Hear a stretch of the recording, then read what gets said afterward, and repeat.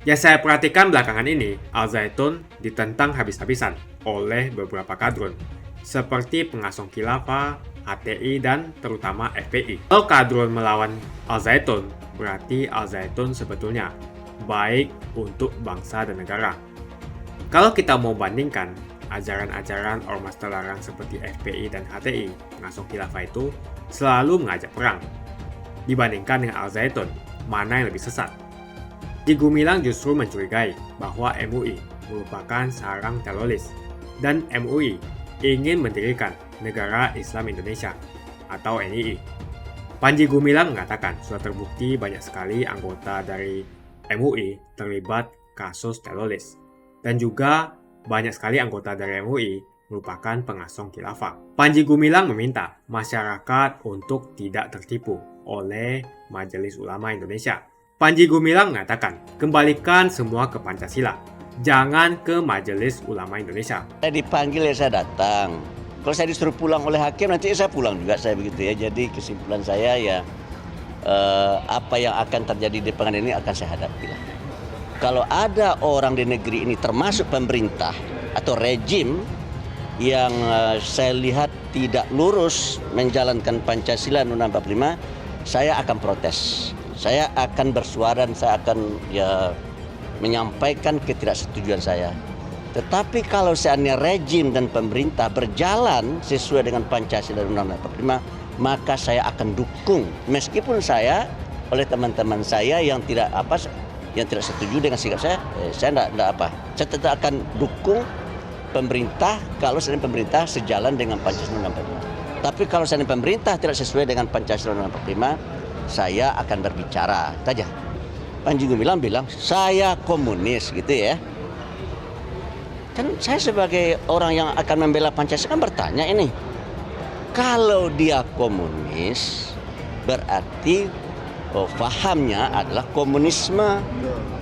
Kalau dia menyatakan dia adalah komunis berarti ideologinya adalah ideologi komunis. Pertanyaan saya sebagai orang yang sangat menghormati Pancasila dan tahu tentang sistem-sistem ekonomi dunia ya, maka bagi saya ya kalau seandainya dia pahamnya komunisme dan ideologi komunisme ya menurut saya itu jelas-jelas bertentangan dengan Pancasila dan Undang-Undang 45. Sebagai warga bangsa wajiblah hukumnya bagi saya untuk membela bangsa dan negara saya.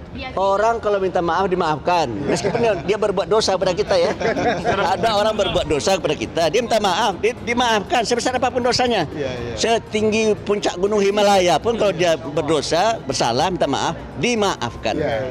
Atau seluas samudra Pasifik pun kita maafkan. Kalau itu saya tidak ngerti itu apa. Front pertempuran terbuka dengan Majelis Ulama Indonesia. Karena Anda kemudian mengatakan jangan-jangan justru MUI adalah sarang teroris. Kenapa? Bukan jangan-jangan sarangnya gitu. Kan sudah ditangkap. Pernah ada kasus? Jangan pernah. Ada. Kalau pernah itu seakan-akan mengecilkan permasalahan. Teroris kalau di kampung-kampung sembunyinya itu agak wajar. Nah kalau sudah di sebuah tempat yang menganggap dirinya unggul dari yang lain-lain, terus ada teroris. Ditangkap, saya mengatakan ada karena ditangkap. Kemudian nyebrang sedikit, tangkap lagi. Lebih dari 2, sudah banyak namanya. Saya harus ungkapkan karena dia menyerang toh. Al-Zaitun ini diserang. Jadi bukan Al-Zaitun yang buka genderang perang itu. Sekecil-kecilnya, selemah-lemahnya Al-Zaitun, kalau sudah ditunduk gitu, ya harus diterangkan. Yang teroris itu Mas bukan di sini. Di sana itu yang sudah ditangkap. Bisa dibantah nggak itu? Bisa dibantah nggak itu? Sekali lagi, bisa dibantah nggak itu? Tunggu, MUI itu lembaga yang dihormati. Anda tampaknya tidak percaya pada lembaga ini. Dihormati kalau benar. Menurut Anda tidak benar. Nah, bagaimana? Tabayun saja nggak ngerti. Terus harga diri seseorang diinjek-injek. Dan dia itu LSM Mas, LSM sama. Derajatnya itu sama dengan lembaga pendidikan ini adalah lembaga swadaya masyarakat. Masa LSM menghukumi LSM, dia mengatakan sesat, tapi tidak punya neraka. Kalau sesat kan masuk neraka. Punya neraka enggak? Kalau baik kan masuk surga. Punya surga tidak? Yang punya neraka dan surga itu Allah, ketuhanan yang Maha Esa. Tuhan yang Maha Esa.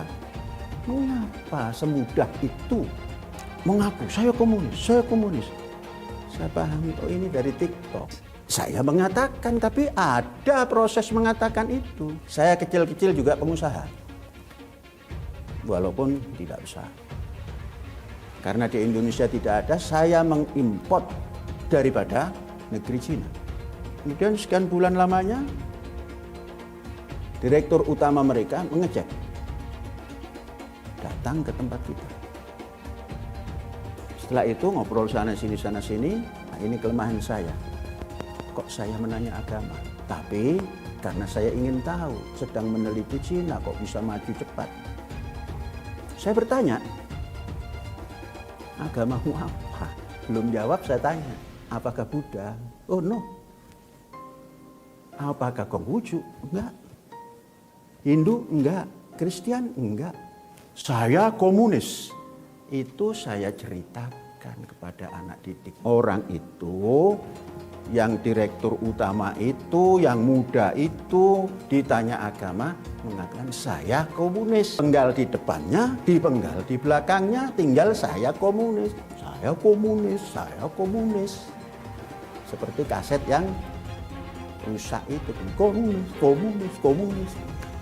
Itu dijadikan dasar pemikiran orang yang mengatakan pimpinan majelis ulama. Kan mestinya tanya, apa iya pimpinan pesantren kok komunis? Takon diisi rek, remeh-remeh itu. Yang ditanya satu, apakah benar Bapak berpendapat dan meyakini Al-Quran itu sabda Nabi Muhammad Sallallahu Alaihi Wasallam? Pertanyaan dua, apakah betul Bapak meyakini bahwa semua Rasul dan kitab suci sama dan harus diikuti ajarannya oleh umat Islam? Kamu jawab soal kok. Nah ini kan soal SD.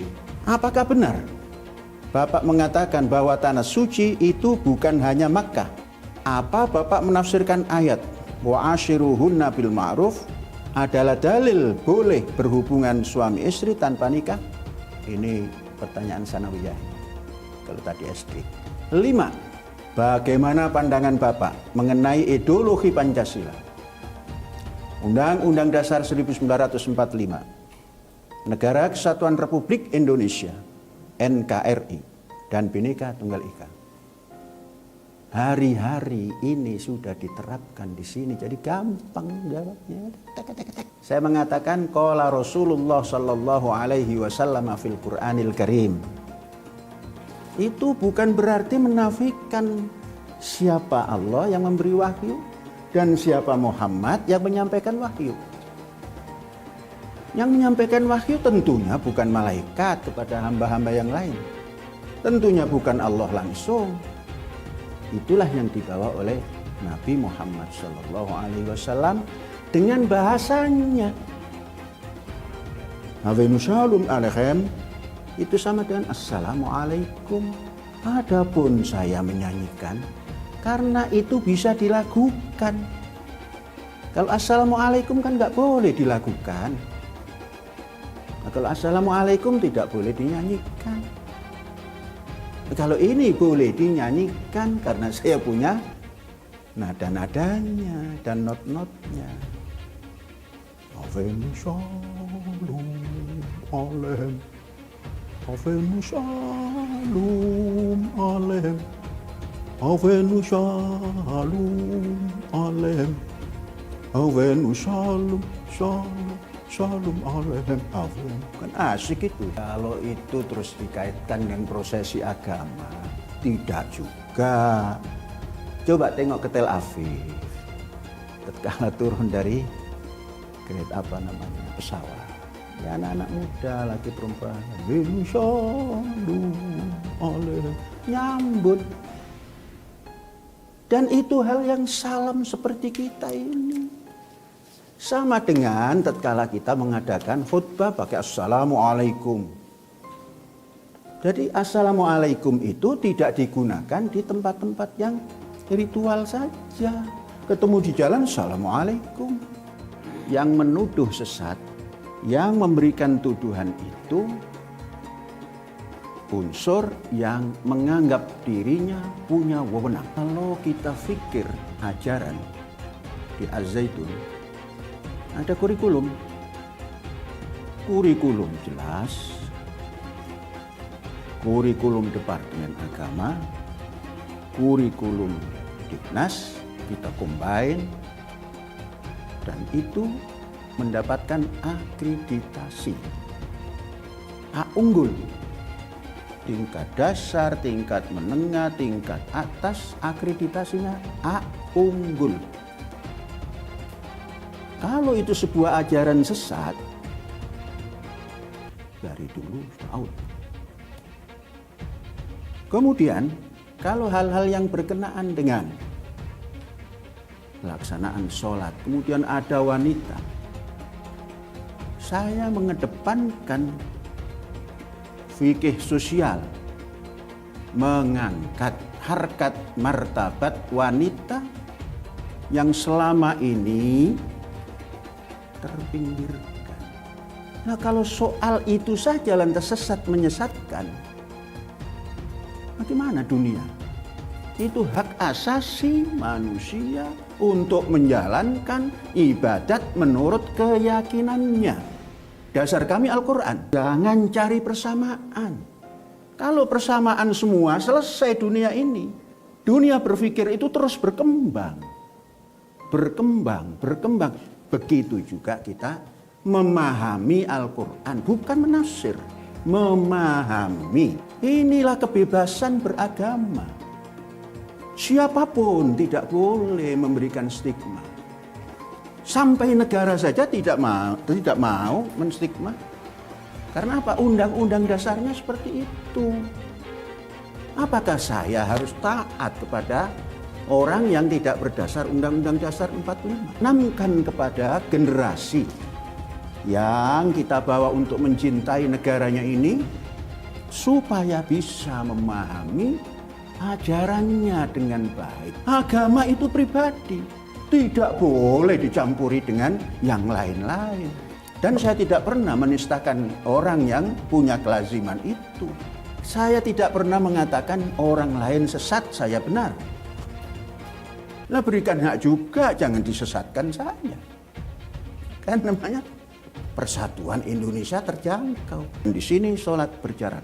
Dan terus walaupun ada anjuran tidak ke masjid. Dan jarak-jarak itu pun sudah lama, dari mulai diumumkan yang namanya COVID, kami sudah ambil jarak. Semua masjid ditutup. Kami tetap berjalan karena kami punya tempat yang lebar. Maka ada personal distancing. Dan itu diajarkan oleh Al-Quran. Sudah lama ini perjalanan begini, sudah lama. Nah, jalankan. Siapa yang melarang? Tuhan saja nggak melarang. Ya, mau dasar apapun, mau keamanan, itu beragama supaya aman. Hidup supaya aman. Dan kemanusiaan yang adil dan beradab itu harus diterapkan begitu. Dan tidak menyalahi. Mau apatah lagi ini sholat. Tidak akan mengganggu. Undang-undang dasar kita ini memberikan kebebasan menjalankan agamanya dan keyakinannya dan kepercayaannya.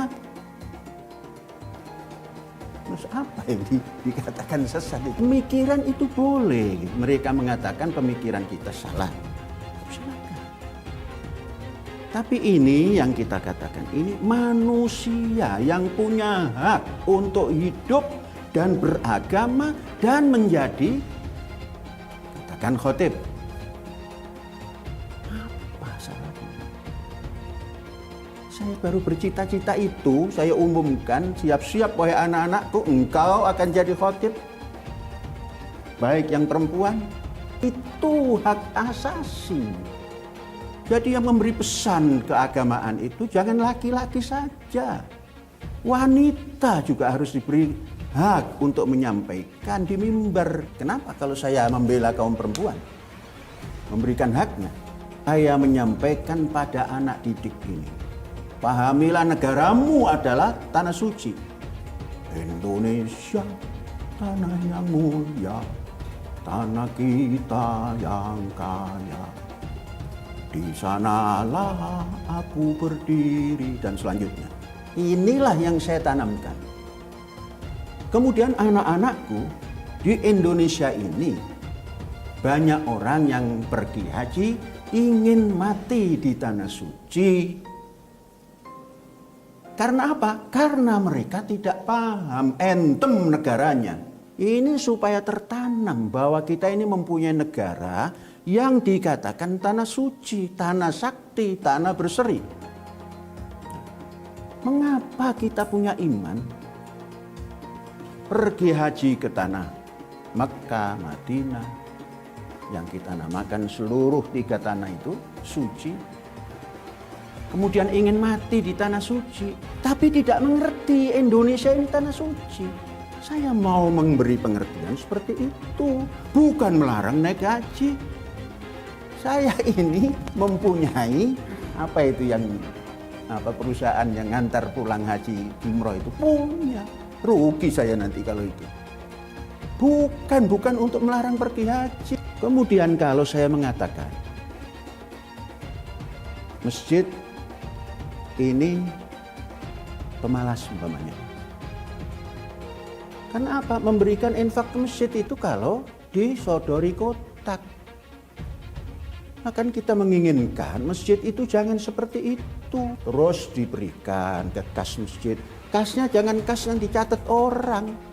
Harus ada nomor banknya, jadi bisa ditanyakan. Lah ya supaya bagus lah masjid kok dorong-dorong kotak. Ya memang memalukan dorong-dorong kotak. Orang mau sholat, mendengarkan khutbah terus. Kalau punya, milihnya pun yang kecil. Nggak ada yang menaruh 1 juta dalam kotak itu. Ustaz tersinggung, memang prakteknya begitu. Cuma Masjid Istiqlal saya nggak tahu. Daripada nanti dikritik oleh tetangga-tetangga kita, ini untuk perbaikan. Saya melihat Vatikan sana ada gereja besar, dipakai untuk sholat. Bahasa doa itu kan sholat. Tempat sujud, tempat pengabdian. Nggak pernah ada kotak. Nggak tahu caranya seperti apa. Nggak nampak. Padahal di sana ada perpuluhan. Kok nggak nampak ya? Kan harus ada bandingannya. Supaya seimbang. Nggak, supaya maju kita punya masjid ini. Lah ya mbok seperti itu loh caranya. Terhormat yang menamakan diri negara Islam Indonesia telah pergi. Pimpinannya menyerah, mempertanggungjawabkan dan menginstruksikan pada seluruh anak buahnya kembali kepada Ibu Pertiwi. Ibu Pertiwi itu adalah negara NKRI yang berdasar Pancasila, yang berundang-undang dasar 1945, yang Bhinneka Tunggal Ika. Selesai. Seperti halnya komunis. Selesai. Seperti halnya PRRI, Permesta. Selesai. Maka anak PRRI pun boleh tampil. Anak Permesta pun boleh tampil. Anak komunis pun boleh tampil. Dalam kondisi negara kesatuan Republik Indonesia yang berdasar Pancasila, berundang-undang dasar 45, dan Bhinneka Tunggal Ika. Mengapa harus dihidupkan kembali?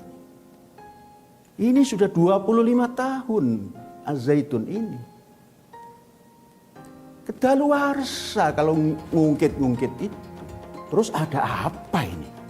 Mendirikan Az-Zaitun ini adalah memang ada sumbangan-sumbangan. Tapi tidak seperti yang dibayangkan itu. Dan tidak ada kaitan dengan organisasi yang disebut tadi. Lah kalau Az-Zaitunnya ini benar, lah mengapa ada yang tidak benar? Masa bisa berdiri benar di atas yang tidak benar? Ini benar. Lembaga yang ngoceh di Jakarta itu juga mengatakan pendidikannya benar, pimpinannya yang tidak benar. Logik juga nggak terima, logika sehat nggak terima. AS Panji Gumilang dengan Az-Zaitun, gula dan rasa manisnya, atau garam dan rasa asinnya, tidak bisa dipisahkan.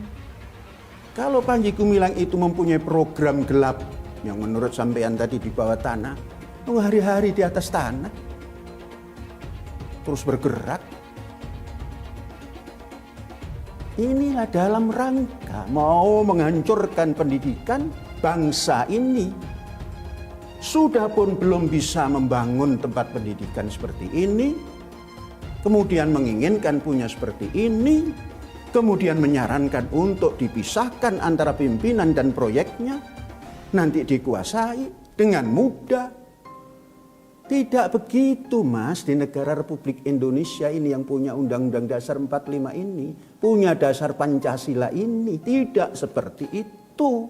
Yang fair saja, ayo kita bangun lagi lah begitu. Lah ini sudah beredar kemana-mana, yang sesat lah, yang komunis lah. Lah kok baru mau tabayun? Akal sehat nggak nerima, makanya jangan ada. Saya tidak mau berhadapan. Karena akhlaknya mendahulukan tuduhan daripada tabayun. Disiarkan di televisi. Wow, itu semua adalah tuduhan yang tidak benar, yang tujuannya supaya hancur ini tempat. Supaya bisa dipisahkan antara AS Panji Gumilang, sang pendiri, bersama-sama kawan-kawan, dan Az-Zaitun. Itu ambil saja orang yang menginformasikan itu. Masa hal-hal yang keji begitu kok ditampilkan? Orang yang tidak sehat akalnya saja nggak nerima, apalagi yang sehat akal. Orang yang setengah gila, belum gila betul, itu saja aneh. Yang gila juga aneh, apalagi orang sehat. Tangkap. Kan gampang toh? Kan itu sudah menyalahi hukum.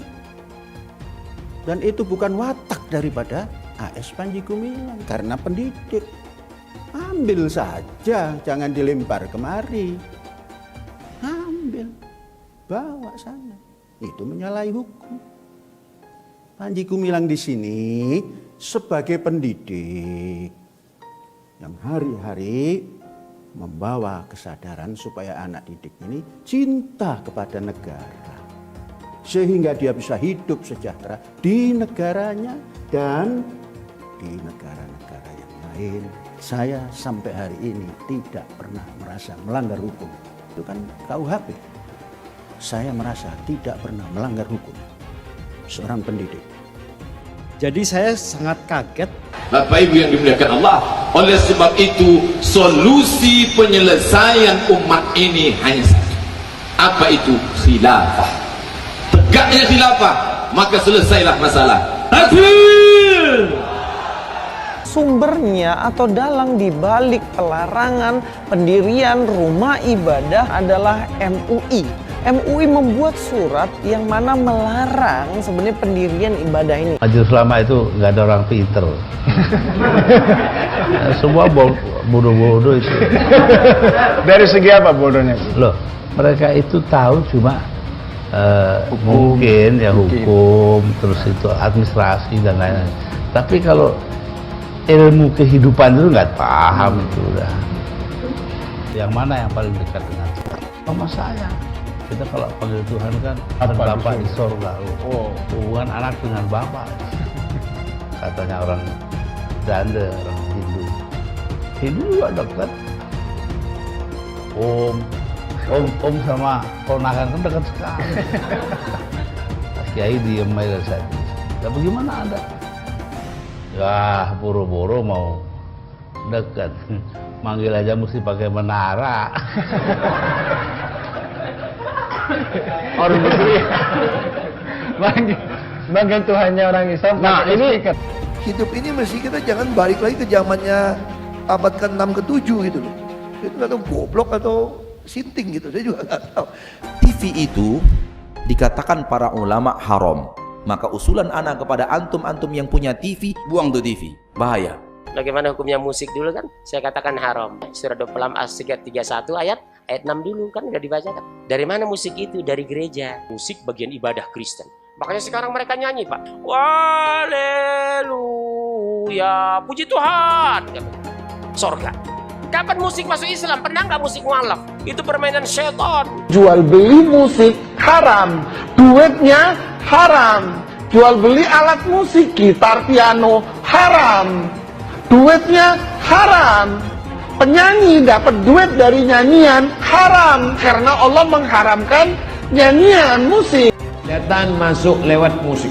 Maka lagu yang selalu kita dengar itu akan terngiang-ngiang terus di telinga. Pas kita mau tidur datang dia.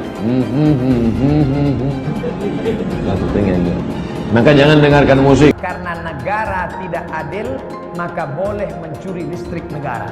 Karena negara tidak adil, maka boleh mencuri air negara. Perlu dijelaskan bahwa air dan listrik bukan punya negara. Itulah yang ditempelkan salib di belakang ambulan. Kalau masjid kita punya ambulan, balik dari sini ambil pilok. Pilok itu lambang yang ada di ambulan. Ganti dengan bulan sabit. Orang kafir itu di neraka. Yang dimaksud patung Yesus Kristus, patung Brahma bin Hindu Siwa, patung semua patung itu jadi bahan bakar api neraka. Nanti membakar orang yang menggambarnya. Apakah ini adalah Tuhan, Bapak sekalian? Tidak, ini bukan Tuhan. Kalau dia punya tangan kayak manusia, tangannya 4. Kalau gitu kalau ada barangnya 8 gimana? Tambah lagi tangannya. Apakah ini adalah Tuhan, Bapak sekalian? Kalau ada yang bilang ini adalah Tuhan, tanya Tuhannya yang mana? Yang kiri atau yang kanan? Dia ketawa terus dan dia sejahtera karena itu dia makan terus seluruhnya. Agama Kristen Tuhannya sudah mati di kayu salib. Ka'bah itu apa? Ka'bah patung, tembok. Kesibukan para lelaki yang masuk surga di surga adalah memecah perawan istri-istrinya. Perawan terus. Mereka menyatakan bahwasanya kesibukan penduduk surga itu memecahkan keperawanan para bidadari. Ternyata ini kesibukan mereka. Bagaimana mereka tidak sibuk? Sementara bidadari yang Allah siapkan bagi mereka sangat luar biasa, indah, cantik, dan moleknya. Salah satu nikmat yang ada dalam surga adalah pesta seks. Minta maaf, karena inilah yang kita tahan-tahan di dunia. Saya bukan mengatakan Bible Kristen fiksi. Bible Kristen itu palsu. Biar Jenderal 100 bintang. Kalau kafir kau ke neraka. Tidak ada urusan. Pancasila Soekarno, ketuhanan ada di pantat. Anak Tuhan dari mana? Kalau Yesus anak Tuhan, bidangnya siapa?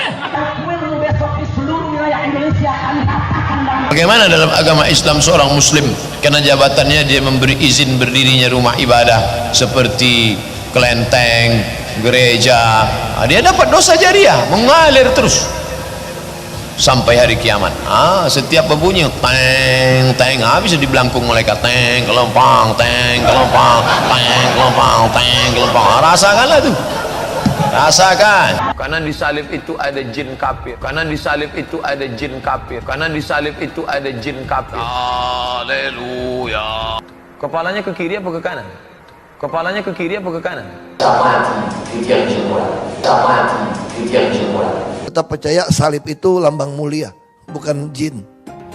Kok ketawa? Aku nggak nyindir siapa-siapa. Jumpa lagi dengan saya di channel Jonas Leong. Sebelum kita membahas tentang Panji Gumilang, Al Zaitun, dan MUI, terima kasih banyak buat kalian yang sudah like dan subscribe di channel Jonas Leong. Jika kalian setuju bahwa Panji Gumilang mengatakan MUI merupakan salang teroris, maka like video ini. Seberapa banyak like menunjukkan kalian setuju bahwa MUI dijuluki sebagai salang teroris. Panji Gumilang mengatakan supaya rakyat atau masyarakat jangan sampai tertipu dengan MUI. Apakah kalian setuju dengan perkataan Panji Gumilang? Heboh berita Panji Gumilang yang mengatakan MUI justru merupakan sarang teroris. Masyarakat jangan sampai tertipu. Begitu kata Panji Gumilang. Masih banyak yang penasaran tentang apa sih sebenarnya yang terjadi dengan Al Zaitun. Apa yang disajikan di sosial media sudah lumayan bisa memberikan gambaran sedikit apa yang sebenarnya terjadi. Nah, yang menarik di sini karena ada tuduhan atau dugaan ada keterlibatan BIN di masa lalu.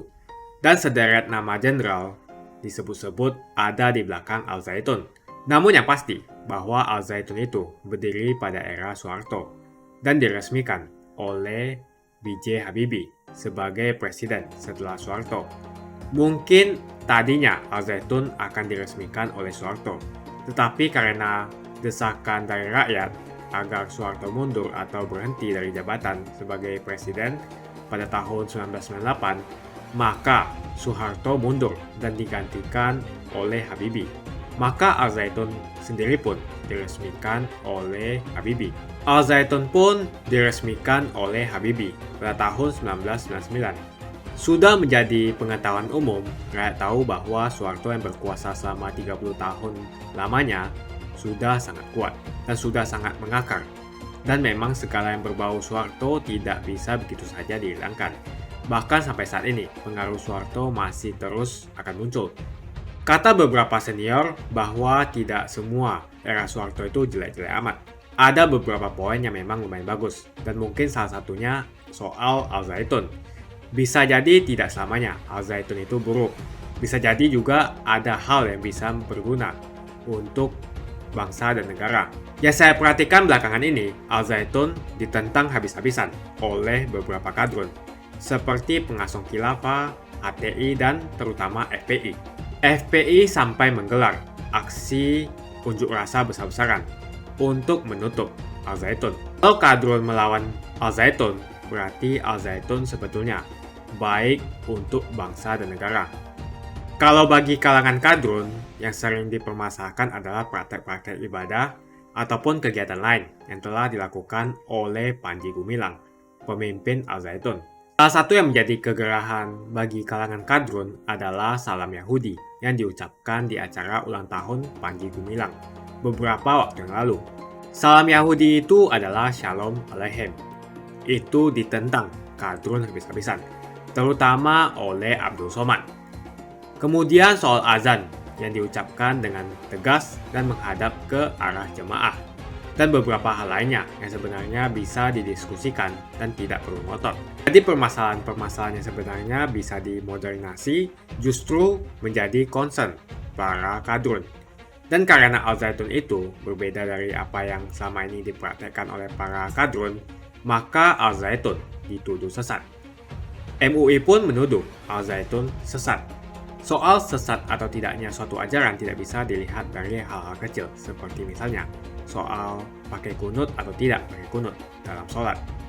Akan tetapi lihatlah apa esensi dari ajaran itu, atau apa tujuan dari ajaran itu.